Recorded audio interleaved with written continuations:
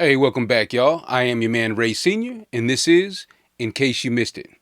All right, over the weekend, in case you missed it, your boy J. Cole dropped a new album. It's called The Off Season, so let's just jump right into it. All right, J. Cole. So I just want to preface this review by saying that I am a J. Cole fan. You know what I'm saying? I like dude. I think he goes hard. I think he's a super dope lyricist. I do, however, think that this album that he dropped didn't quite reach the standards that probably, a lot of people set for him. The expectations were a little bit high. He's been off for, I don't know, a year or two, maybe even longer, without releasing any music. I say that because J. Cole went from, just, I won't say an above average rapper, and he's trying to reach that GOAT status, right? But to get there, every project you put out has got to be fire, man. You know what I'm saying? It's got to be the best you've ever done, and you've got to keep getting better, or people like myself will be like, it was dope, but like he just missed it. You know what I mean? So it's just my 2 cents, man. And understand, I know that J. Cole doesn't give a damn about what I say about his music. You know what I'm saying? But this is just from a fan's perspective. Now, I know a lot of y'all out there are going to disagree with me. I know some of y'all think he's the greatest thing since sliced bread. You know what I'm saying? But you got to understand that I came from an era of Tupac and Big. You know what I'm saying? Then you even had people that were the best of the best, and then you had the people that were like a little bit lower, like a J. Cole status, which would have been like Bone Thugs and Harmony and people like that. You know what I mean? They were still dope in their own in their own right, but they weren't really anything compared to Bone and Big. You know what I mean? So I hope that just kind of helps you guys understand where I'm coming from when I say he didn't quite do it. You know what I'm saying? So fingers crossed, man. I'm hoping you know Kendrick doesn't disappoint. I know the boys got the work ethic. Some of the problems I had with J. Cole's album, is the same thing I've had with every album that he's put out. He's a super dope lyricist. You know what I'm saying? He's got the wordplay.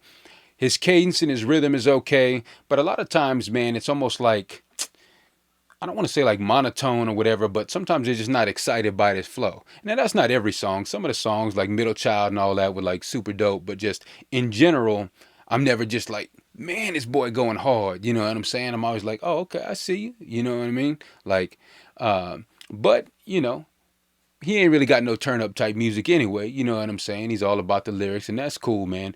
But that's kind of one of the problems I have. And then it could also be a little bit of production. I know early on, for those that don't know, J. Cole was like making his own beats and writing his own rhymes and recording and doing that whole thing. I'm not sure if he was mixing and mastering, but doing all of those jobs, one person doing all of those jobs, takes a lot out of you. So if you're like a producer and then a rapper at the same time, it's like you're splitting your time 50-50. If you are 100% a producer, you can put all your energy into that, and the same with rapping, you know what I'm saying? So you're really just splitting it. So you're like a part-time producer, part-time rapper, you know what I mean? I'm not sure if he has other people producing on this album or not. He may, I think he probably does work with other producers at this point, and it could be, I remember watching an interview with Shock G, and he said that Tupac would pick his own beats at first, and Tupac wasn't really selling that much. You know what I mean? He was looking at the charts, wondering why other people were beating him because he felt like he was better than they were. And well, he asked Shock G to start picking the beats for him. You know what I mean? And so once Shock G started picking the beats and Tupac could just focus on the rapping, you know what I'm saying? That little combo, when you build your team like that and everybody's in sync, moving in the same direction, man, you'll go a lot further than what you would on your own. All right. So that's just my 2 cents, man. I'm still a J. Cole fan, and I want him to get to that GOAT status. I think he's much needed. Him and Kendrick both are much needed for this era of hip hop, especially with all the trash that's out there. You know what I mean? So I'm rooting for him. All right, a little bit of R&B news. Saweetie, she dropped an album a couple weeks back, but recently I saw her on an Apple interview, and she was talking about how she was attending an artist boot camp. And I just thought that was huge, man. I was like, man, I got to share that with these folks out here, man, especially for some of y'all up and coming artists that are watching.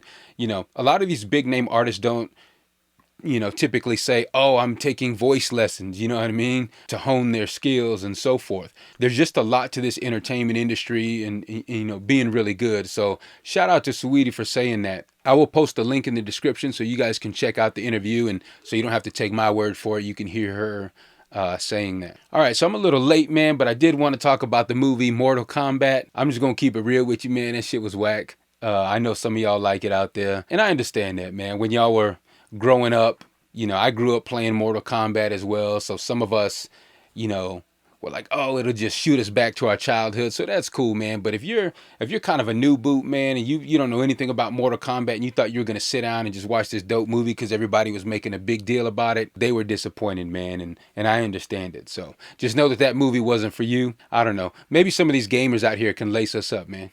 All right, so y'all hang in there, man. Up next, we've got an interview with R&B artist slash DJ Michaela Heart.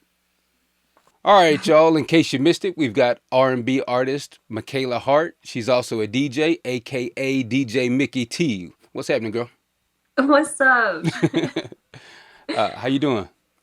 I'm pretty good. It's been a pretty chill day. How are you? Good, man. I'm hanging in there. I'm Good. super excited to have you on. You know what I mean? I got some questions.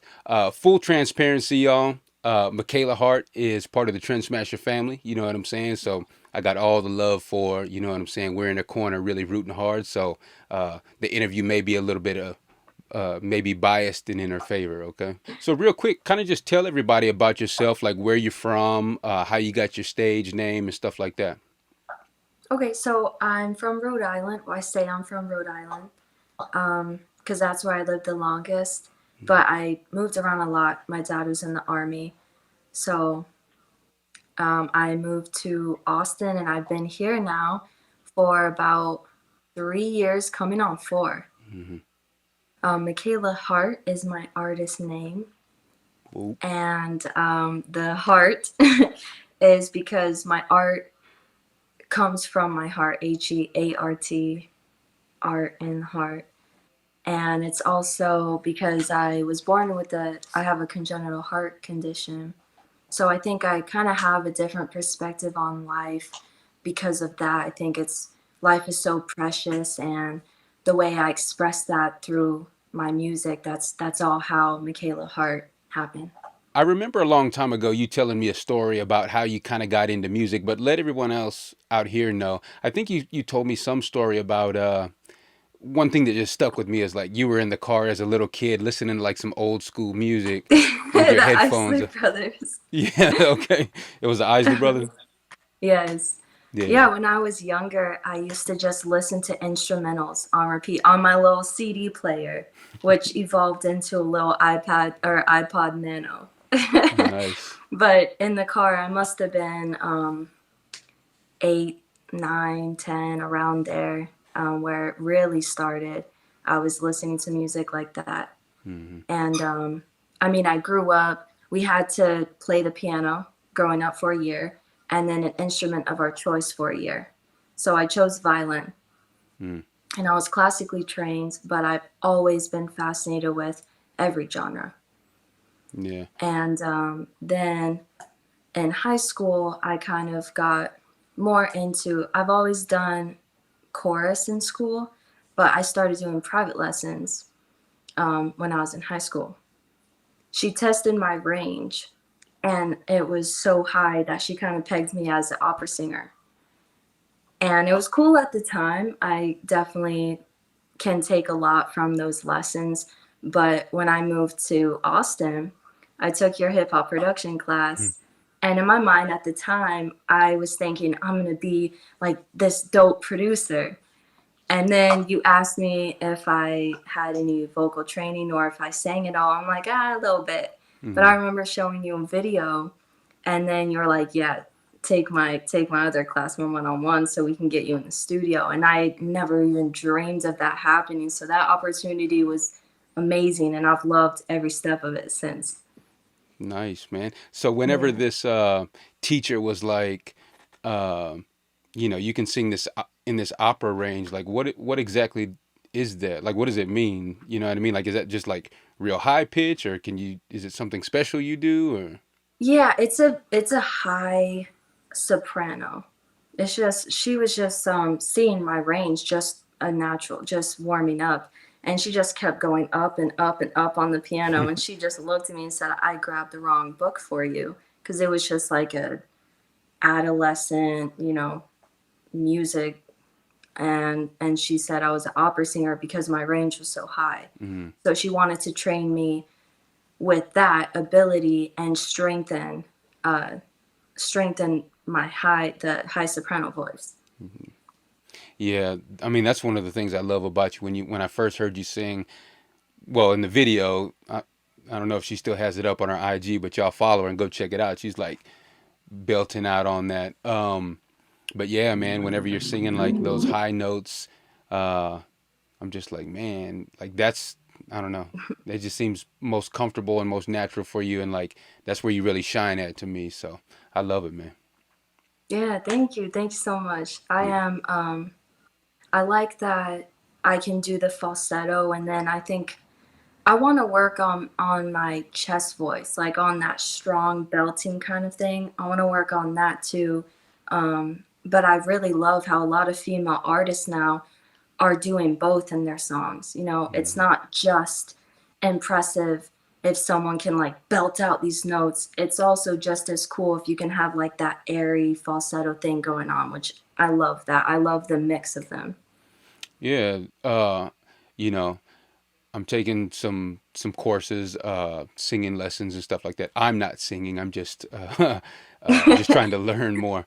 But one of the things that he was talking about is like, I guess a lot of us out here don't know that like to be a singer is like really hard because it's not all about just yelling out. They say like belting out is a little bit easier. It's when you have to control your voice, and Control.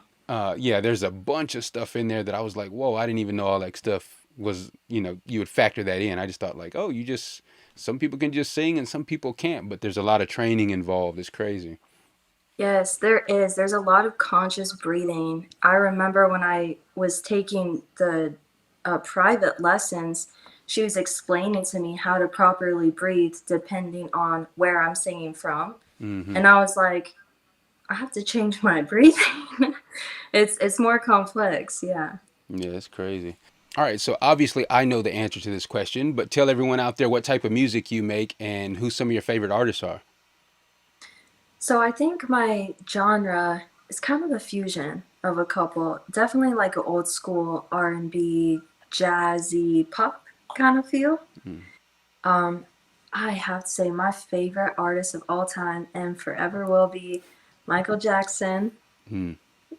Because I mean, outside of his pure talent, I love the way that he expresses his heart and his story and through his music. I think it's so beautiful. Yeah. No, Mike is definitely a goat. So whenever you're writing music, whether it be at home by yourself or in the studio, what's your creative process like? Like, what's your go-to? I am for sure a lone wolf when it comes to my creative process or songwriting. I really prefer to be completely alone, um, so I can kind of get in my zone, you know. And a lot of times I can pick a melody or storyline um, or lyrics from freestyles. That's where a lot of, I want to say 80% of the content or the songs come from is freestyles. And it's really important that I remember to actually hit record, Mm-hmm. because sometimes I'll just be jamming in the shower, like an instrumental comes on or whatever it is, and it'll just like come to me. And I just need to make sure that I'm recording it because sometimes it never happens again. So you like reach your hand out the shower and I'm like, hit record. I'm not gonna lie, I've done it before. My voice memos, I'll just like immediately after I'll do the melody again or the lyric or whatever it was that caught my attention. Yeah. All right. So what do you like to do outside of music? Like, are you a party girl, homebody, or what's up? um, I definitely love to go out and dance. I Mm. love dancing. I grew up dancing. All different types of ballet, jazz, tap, lyrical. I led Zumba classes. But at the same time, I am a homebody. Yeah. um, so I really like to just, I like nature. I like going out in nature. I love meditating, doing yoga. Another thing I'm into is fashion. You know, I love styling clothes, putting things together. I love all of that. There's a lot of creative outlets that I really love. Yeah. That's dope, man. I see you on your IG sometimes you got your videos and you're doing your little, you know, Yeah, you know. killing it on there. So, uh, the folks out there definitely need to go follow you and see all that, man. Yes. All right, here's a tough question. Don't Okay. incriminate yourself, but what's like the most trouble you've gotten into? And it could have been childhood stuff when you were a little girl, or just Hmm. could have been yesterday, whatever. You know what I mean? Yesterday. um, Honestly, I really stay on the DL low key, you Hmm. know. I think there was definitely a time in my life I was hanging out with the wrong crew, but I got lucky though that nothing really bad or serious happened. And when I got to the point I realized, no, I'm not really vibing with this crew, with this crowd. And, I got to a place where I realized that people around you can impact you a lot, your life and just like that. Hmm. So, yeah, I'm really You're an angel. um, I'm careful about what I do, who I hang around, my vibes. But I think when I was younger, I was definitely a little troublemaker. I scared the crap out of my parents because I don't know why, but I ran away a lot. Mm. And in places that are like the worst places to run away, like airports and malls. And yeah, I just wanted to go on an adventure. Yeah, I guess. yeah. I bet they were afraid. Well, I'm glad to hear you're not a troublemaker. You know what I mean? Staying on the straight and narrow. So, if you can change anything in the music industry, what would it be? Hmm. I would definitely change the streaming and viewing rates. Hmm. Yeah, because I know it has been for a long time and it's still currently a fraction of a penny. And I think a lot of these artists are trying to make a living off this profession, and these are not living rates. Right. Hmm. And a lot of people out there don't know that Spotify will pay you like 0.003 cents or something crazy like that. Same Hmm. with YouTube and all the streaming services. But then when you talk Yeah. about all of the money it takes to actually make a song, right? You've got to pay for studio time, Hmm. or even if you're doing stuff at home, your own recording equipment. Um, the money that it cost you probably to go to school to get this training, or just even if Hmm. you're at your local community college taking classes. Like, people spend a lot of money being a musician and then don't really make any of it back until they start getting on. You know what I mean? So I Hmm. definitely feel that, man. All right, so I know the answer to this as well. When is the new music coming out? Soon, soon, soon. It's all in the works. This is the most excited that I've been for new music, this new music coming out. What? I'm super excited for it. Yeah, yeah. No, man, we got some great stuff in the works for y'all, man.